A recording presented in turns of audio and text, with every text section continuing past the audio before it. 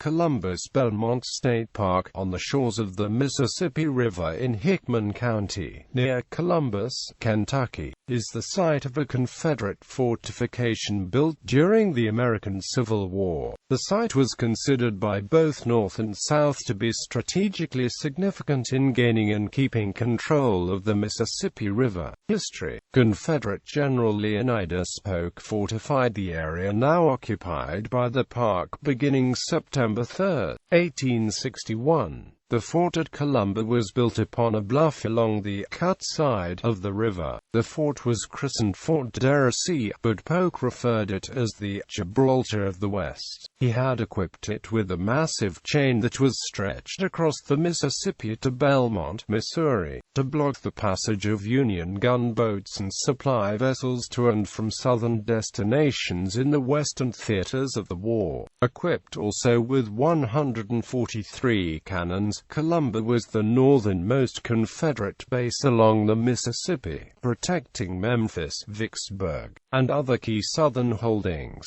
As the northern terminus of the Mobile and Ohio Railroad, Columbus was logistically tied to Confederate supply lines. Many of the earthen fortifications, buildings, and artillery pieces were lost to erosion of the bluff during heavy flooding in the region during the 1920s. When the flooding receded in 1925, the giant chain was exposed, and the people of Columbus decided to save it for future generations. The area containing the park was purchased by the state of Kentucky in 1934. Attractions: the primary attraction in the park continues to be Polk's giant chain, which is estimated to have been over a mile long before flooding and erosion destroyed part of it, with an anchor weighing between 4 and 6 tons and each chain link being 11 inches long. The Civilian Conservation Corps built a stone monument to hold the chain in 1934. Another attraction at the park is the remains of the Lady Polk, a giant experimental cannon named for Polk's wife. At 10 feet long and 15,000 pounds, the imposing gun bombarded Ulysses S.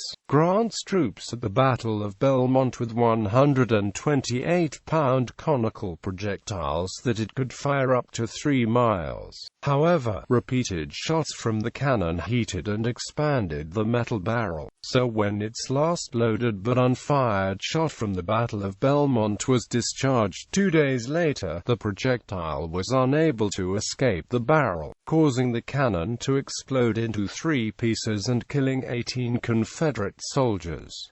A federal newspaper soon after mocked that a person would be likely to consider himself as safe on one end as the other. Museum: a single surviving antebellum building at the park, once a farmhouse, served as a Confederate hospital during the early part of the war. The restored building remains a museum and interpretive center for the Kentucky State Park system. Exhibits focus on the Civil War history of the area and local natural and cultural history. The museum is open daily from May through September, and on weekends in April and October.